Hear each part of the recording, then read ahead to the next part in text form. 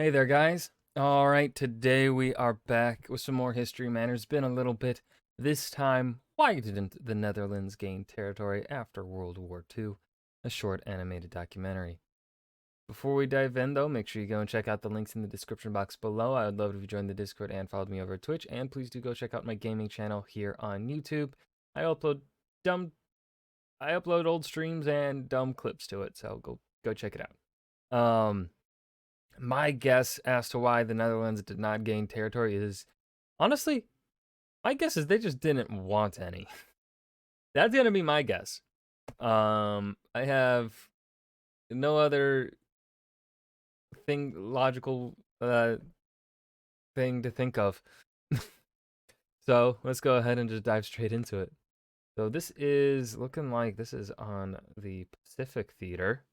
Um, Perhaps talking about the Dutch East Indies. At the end of the Second World War, Axis borders were redrawn, often as compensation for occupation. Yugoslavia got this from Italy, Poland got this from Germany, and the USSR gained all of this. One nation which had also pushed to gain land from Germany was the Netherlands, which asks to be given all of these lands in Oh, so they did want more.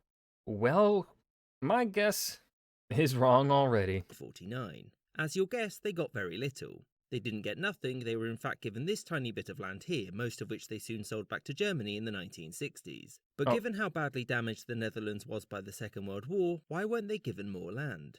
So, after Germany was defeated, many countries wanted compensation from their occupiers. The Netherlands was no different, and their demands were simple: give us cash, lots of it. Unfortunately for them, the great powers had agreed at the Yalta Conference that there would be no financial reparations, mostly because of what had happened last time that Germany was forced to pay such reparations. Germany starts a world war. Germany loses world war. Germany has to pay reparations. Germany elects some vengeful. Yeah. And for the Dutch, this meant that the only way that they could get something out of Germany was by annexing land. The proposals were simple: take as much as we can and kick out all of the Germans who live there. Oh, Internally, the Dutch government had hoped to be given all of this, which included Cologne as well as important historical cities like Aachen and Münster. There were a few in the government that even pushed for the annexation of lands around Dortmund and Hamburg, but this was seen as unreasonable. So what happened when they put these ideas to the Allied powers? They were laughed out of the room by all except France. This was because France was also pushing for a somewhat dismembered Germany. As such, Plan B. The Dutch reduced their claims to this. The answer was also no, and they came back with the third offer of only taking this. It won't shock you to know that the Allies rejected this as well. oh my And by God. Allies, I mean mostly the British. You Oh, see, these lands were in the British zone of occupation, and given that East Germany had been divided amongst the Eastern Bloc, it had many refugees. These refugees needed food and housing, which was difficult to build. The Dutch plan to annex these lands and kick out all of the Germans living there would have meant millions more refugees and less places to house them. Yet for the Dutch, the removal of the Germans from the Netherlands was seen as vital to national security, because it meant that Germany would have less grounds to retake these lands in the future. The Dutch were pretty angry about this, since it looked like they were going to get nothing, which would make the government the Amsterdam Times, March 25th, 1949, now in two-ply. We get nothing? Anger as allies look to deprive us of land. I cannot do a Dutch accent, so I'm not even going to try. I don't even think I know what one sounds like. It's looking ever more likely that the Allies won't allow the Netherlands to gain any of the lands it has asked for. After submitting numerous plans to the Western powers, all of the Amsterdam government's proposals for territorial compensation have been dismissed.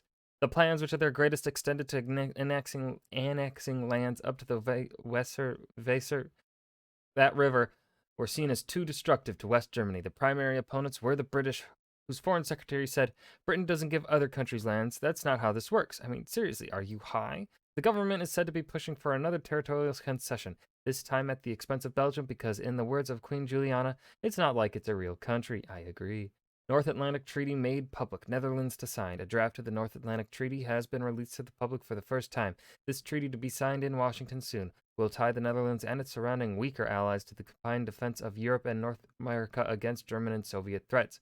Our opinion is simple. The treaty is a formality and won't have any major geopolitical repercussions or immediate consequences. Quote us on that. Buy cigarettes, brought to you by the Superliminal Advertising Company. Will the British ever stop calling the Netherlands Holland? The diplomatic row has unfolded as British politicians keep calling the Netherlands Holland. Prime Minister Dries has called the continued mix-up honestly quite annoying. In a meeting with the British ambassador, he is reported to have said, It's really not that difficult. It's not like we've accidentally called the UK Yorkshire or Devon. How would you like it if we called you Argyll for the next 150 years? After 11 hours of beratement, the British ambassador returned to the UK where he is undergoing psychological treatment. government looked pretty weak. However, the Allies did opt to give some bits of land on the border here to the Dutch as a form of placation. It was occupied in mid-1949, and just short of a decade later the West German government came knocking. Many in the Dutch government wanted to keep the lands out of principle, but a good working relationship with the new democratic Germany was seen as valuable. And also, perhaps the Netherlands could use the land to trade for some of the cash that they had wanted previously. In the end, it was agreed that Germany would pay roughly $80 million for the return of the lands. Well, most of it. The Netherlands kept a tiny bit of land for itself, whilst the rest was transferred back to West Germany in 1963. Meaning, after World War II, the Dutch did get some territorial concessions from Germany, just not very much. I hope you enjoyed this episode. Okay, that was why the Netherlands didn't gain a lot of territory after World War II. This was good. This was really well made, I would say. It felt like they really were managed to squeeze in quite a bit of information here in 2 minutes and 40 seconds. It felt like we got a good bit of nuance here and context for wider reasonings and stuff like that. It's just whoever writes the scripts here at History Matters is fucking talented, dude.